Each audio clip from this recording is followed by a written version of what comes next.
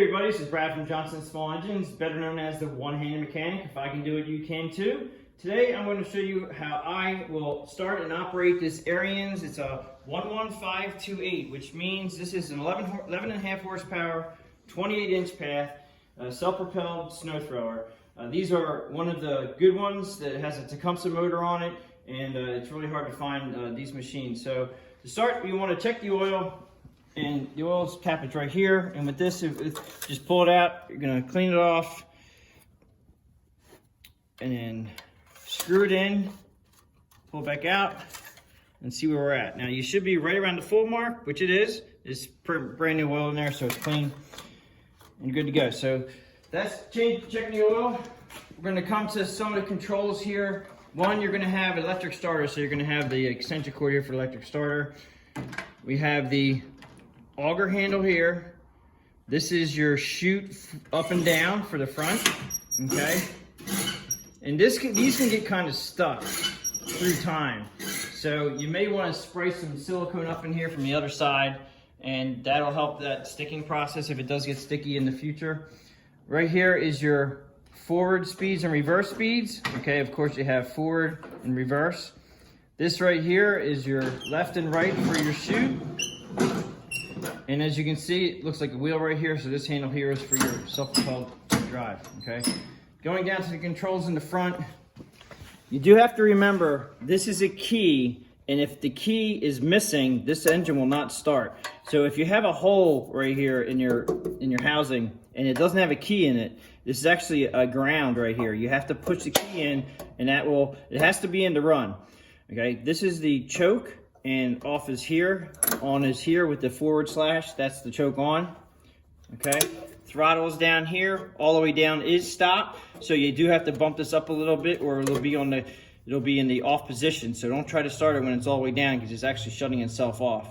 Okay, so I usually start it about half throttle, and then you have to put the choke on, which is all the way on.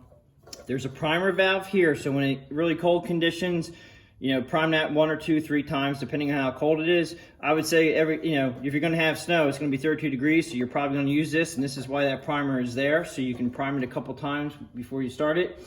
And then the nice thing is about snowblowers is that most of them come with an electric starter, which is over here. This little red button right here is the button that you push in to start it. And it comes with a cord. Usually when you buy these machines, you'll come with a cord. Try not to go over 10 feet with the cord. The longer the cord, the less draw, or actually, yeah, you're gonna get less amperage going to the starter. You can burn up your starter if you're cranking it too long. So don't crank this thing for more than like 5 seconds at a time. And if it doesn't start, it doesn't start, and there may be other problems. But the plug for the starter is right here.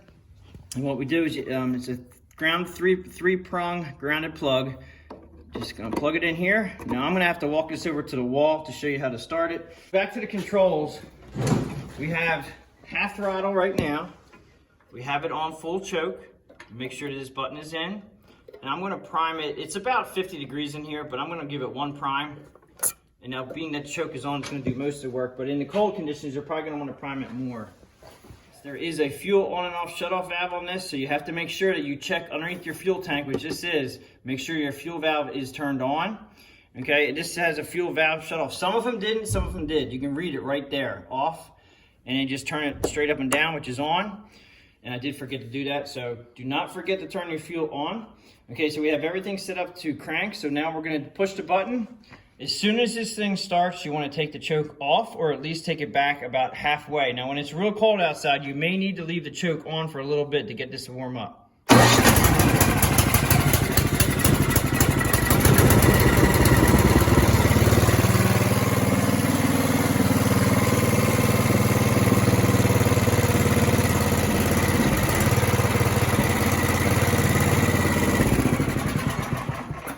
Okay, I just wanted to shut that off just to show you that you pull the plug out of the electric starter after you get it started. Now remember, don't use anything over like an 8 to 12 foot cord, just because if you draw too long of a cord, you can actually, you're gonna lose the amperage going to the starter, which in turn you can burn up the starter. So just keep that in mind. Once you get it running, it'll be nice and warm, and you'll be able to start it by hand real easily. And this is the recoil starter right here. that you can start it by hand. Okay, so we can do that too. We'll do half throttle, choke on. I'm not going to prime it because it just ran. It should start right up or not. Let me try to start and I'll prime it twice here.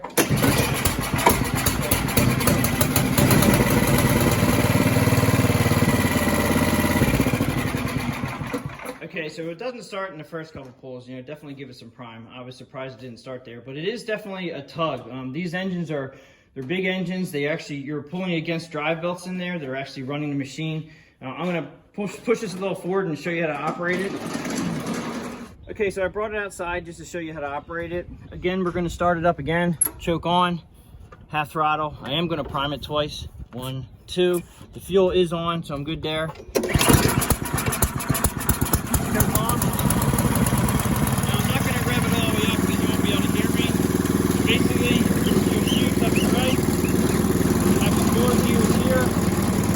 Auger here, right here. Go forward, put the handle down.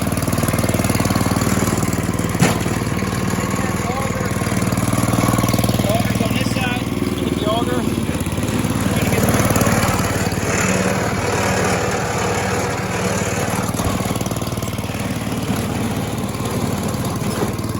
You want to go in reverse?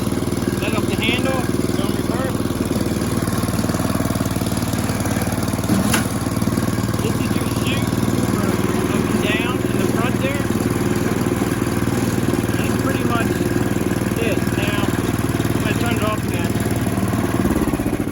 Okay, so there is one thing, or two things actually, I didn't show you, and one is a really nice feature right here. These are hand warmers, okay? This is a switch for hand warmer. So what that means is that these have a little electric wires coming in here, and when you flip the switch on, you can see these wires, they go up into the handles. This is actually a nice feature for very cold climates. You flip the switch on, and it takes a while, but they do eventually warm up. And if you've been running the machine for about 10-15 minutes, these should get warm. If they don't get warm and this switch is in the on position, which it is now, that means that there's something wrong with the hand warmers. But basically, this switch does not operate off a battery, it operates off the engine, so you don't have to worry about leaving the switch on or off. It's something you have to worry about. The other thing is, which this has a nice feature, is we have a light. A lot of times you have to run these things at night when you get home from work. The light's great. This one does work, and if it doesn't work, you can replace the bulbs. It's a nice feature to have. So that pretty much sums it up. I do want to show you in the front here. This is a little preventive maintenance stuff. If you spray silicone in here, this really helps non-stick situations as far as the snow sticking in wet conditions. And also, here are your shear pins right here. Okay, this is one pin with a nut on it, and that's actually a locking nut. These are special aluminum bolts that will shear if you get something caught. Okay, there's one on one side and one on the other. If they ever shear and you're wondering why it's not blowing snow like it was, you want to turn the machine off and basically get in here with your hand and see if this spins. If it spins freely when the machine is off, then you have a broken shear pin. All you have to do is punch them out, buy some new ones, put them in, and then you're good to go. This is a two-stage snow thrower, which means it has augers that pull in the snow, and then there's an auger in the back that throws it out the backside as a two-stage. That's pretty much it for showing you how to operate and run it. If you have any questions or comments, please leave them below. Appreciate everybody watching my videos. Please give this a thumbs up. Please subscribe, and thanks for watching.